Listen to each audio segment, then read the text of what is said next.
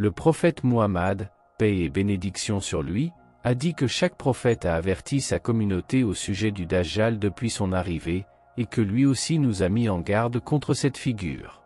Cela est particulièrement intéressant pour nous en tant que musulmans, car le concept du Dajjal apparaît également dans les traditions d'autres religions. Dans la tradition chrétienne, le concept du faux Messie est très clair, en particulier dans le christianisme protestant. En ce qui concerne la tradition juive, la question est un peu plus complexe. Je ne suis pas un expert, mais j'ai mené des recherches sur ce sujet. Il semble que, bien que le concept du faux Messie ne soit pas explicitement présent, certaines sectes juives possèdent une figure similaire appelée le faux David. Selon ces traditions, il existerait un faux roi David, représentant une figure opposée au véritable roi. Ce concept du faux David pourrait dériver de sa centralité en tant que figure principale dans la tradition juive. Alors que certains petits groupes le maintiennent comme partie intégrante de leur folklore, la grande majorité des juifs modernes ont mis de côté ce type de croyances, beaucoup les considérant comme de simples traditions populaires et ne les considérant plus comme obligatoires.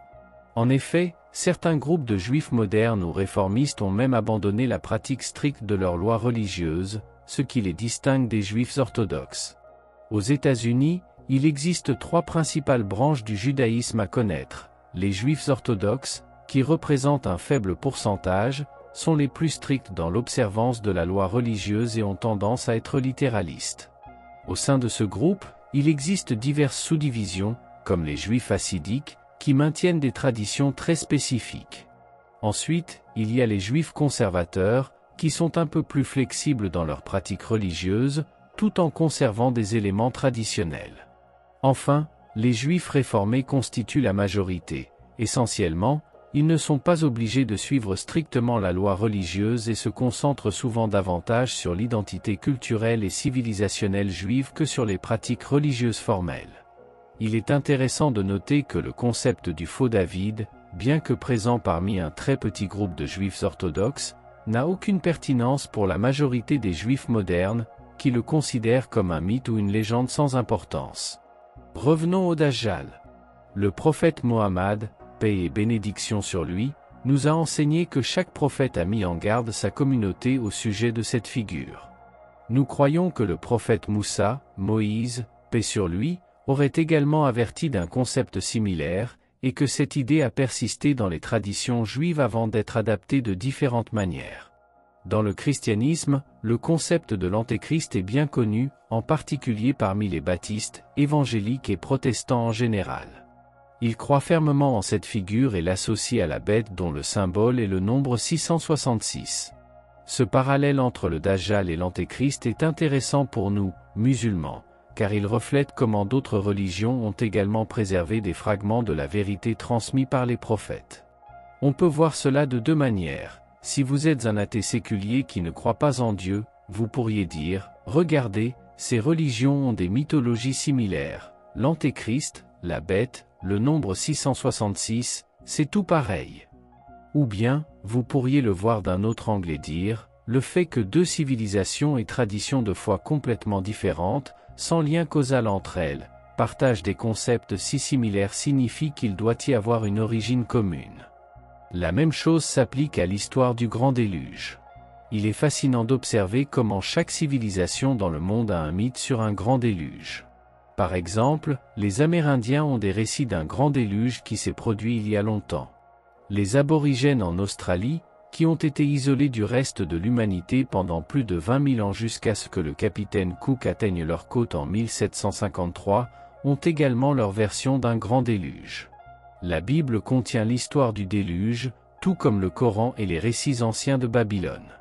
Un sceptique séculier pourrait dire, regardez, toutes ces mythologies sont identiques. Mais on peut aussi inverser cet argument et affirmer que ces similitudes indiquent un événement réel qui s'est produit, transmis et adapté à travers les générations et les cultures. Il est vrai que les détails diffèrent, mais c'est naturel lorsque les faits sont transmis d'une personne à une autre.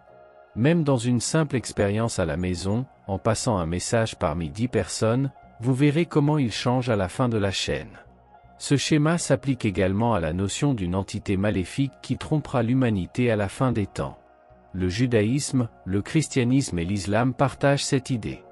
Il n'est pas surprenant qu'à Hollywood, cette figure de l'Antéchrist apparaisse fréquemment dans les films, reflétant à quel point ce concept est profondément ancré dans la psyché et la culture occidentale.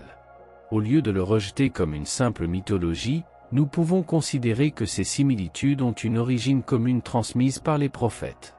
Le prophète Mohammed, paix et bénédiction sur lui, a dit que chaque prophète a averti sa communauté au sujet du Dajjal. De plus, il nous a révélé quelque chose d'unique qu'aucun autre prophète n'a mentionné, un détail concernant le Dajjal qui n'est pas présent dans le folklore chrétien ou juif. Selon le prophète Mohammed, le Dajjal naîtra avec une déformation physique, un détail exclusif trouvé dans le Sahih Muslim révélé par le prophète Mohammed lui-même. Ce détail est fascinant car, dans le folklore chrétien, il est mentionné que le Dajjal naîtra dans une famille pieuse dont les membres auront prié longtemps pour avoir un enfant, mais cet enfant apportera colère et déception à ses parents. Bien que ce détail coïncide partiellement avec nos traditions, la déformation du Dajjal est une information spécifique à l'islam. Ainsi, nous voyons que certaines coïncidences entre les traditions chrétiennes, juives et musulmanes indiquent une origine partagée transmise par les prophètes. Cependant, nous trouvons également des différences clés qui démontrent l'unicité des enseignements de l'islam. Le prophète Mohammed, paix et bénédiction sur lui, a également mentionné que le Dajjal sera borgne, mais une controverse existe parmi les érudits concernant l'œil affecté. Certains hadiths authentiques décrivent son œil droit comme étant semblable à un raisin pourri, tandis que d'autres mentionnent que c'est l'œil gauche. Cela pourrait indiquer une erreur dans la transmission, ou que les deux yeux sont affectés, mais à des degrés différents. Ah là c'est mieux. Le prophète a décrit l'œil déformé du Dajjal comme un raisin pourri, une masse brune désagréable à regarder, semblable à un vieux raisin en décomposition. Cette description est un signe clair pour reconnaître le Dajjal à son apparition. En plus de cette caractéristique, le prophète Muhammad, paix et bénédiction sur lui, a mentionné d'autres traits physiques du Dajjal. Il sera un jeune homme avec des traits correspondant à une personne dans la vingtaine ou la trentaine, et non un vieillard. De plus, il aura des cheveux bouclés, non lisses. Ces détails servent de rappel pour ne pas juger les gens uniquement sur ses caractéristiques physiques, car se moquer de quelqu'un pourrait nous conduire, même de manière figurée, à soutenir le Dajjal. La prudence est essentielle. Un autre signe distinctif bien connu du Dajjal est que les musulmans avec foi, iman, reconnaîtront le mot « kafir » écrit sur son front. Cependant, ce signe ne sera pas visible par tout le monde, les non-croyants ne pourront pas le voir. Ce n'est pas un signe physique au sens littéral, mais un don d'Allah aux croyants qui verront avec les yeux du cœur et non avec leurs yeux physiques. Le prophète a également mentionné que le Dajjal voyagera à travers le monde et visitera chaque ville. Ici, il est important de comprendre l'utilisation du mot « kulu » en arabe. Bien que « kulu » soit souvent traduit par « tout » en français, en arabe, il peut signifier la majorité ou un grand nombre. Par exemple, lorsque le Coran dit que le vent du peuple de Had a détruit tout, cela ne signifie pas qu'il a détruit le monde entier, mais seulement ceux qui se trouvaient dans la région affectée. Cette nuance linguistique est cruciale pour éviter les malentendus des textes sacrés. Malheureusement, certaines personnes quittent l'islam en raison de malentendus triviaux comme celui-ci. Certains, par ignorance de la signification du Coran et un manque de compréhension de la langue arabe, ridiculisent les textes sacrés. Par exemple, un cas célèbre d'apostat a tourné le Coran en dérision, affirmant qu'il mentionne que toutes les espèces ont des pères, zawjan, en soulignant que les organismes unicellulaires comme les amibes n'en ont pas. Cela démontre une compréhension limitée, car le terme zawjan ne signifie pas que chaque espèce a une paire au sens littéral, mais que le design général de la création suit un modèle de dualité, bien qu'il existe des exceptions. Ces malentendus soulignent l'importance d'étudier le Coran et la Sunna avec connaissance et humilité. Subhanallah, le temps est limité, mais Inch'Allah, nous continuerons à explorer ce sujet lors de sessions futures. Un frère a soulevé une excellente question. Si nous disons qu'un hadith n'est pas authentique, comment cela a-t-il pu arriver? Est-ce la responsabilité des compagnons, Sahaba? Pour répondre, nous devons comprendre comment fonctionnent les chaînes de transmission des hadiths. Entre le prophète Mohammed, paix et bénédiction sur lui, et les compilateurs tels qu'Imam Muslim ou Imam Bukhari, il y a généralement environ 6 personnes dans la chaîne des narrateurs. Par conséquent, nous ne pouvons pas blâmer immédiatement les Sahaba pour d'éventuelles erreurs. Dans de nombreux cas, les erreurs proviennent des narrateurs des générations ultérieures. Il est possible que quelqu'un ait entendu quelque chose d'une source peu fiable, au fil des années, les présenter comme un hadith authentique. De telles confusions sont bien connues des érudits des hadiths, et c'est précisément pourquoi il existe une méthodologie rigoureuse pour examiner l'authenticité de chaque narration. Un récit intéressant lié à ce sujet est celui d'Ibn Sayyad. Certains Sahaba se sont demandé s'il pouvait être le Dajjal en raison de certains comportements troublants qu'ils avaient observés chez lui. Cependant, avec le temps, il est devenu évident qu'Ibn Sayyad n'était pas le Dajjal.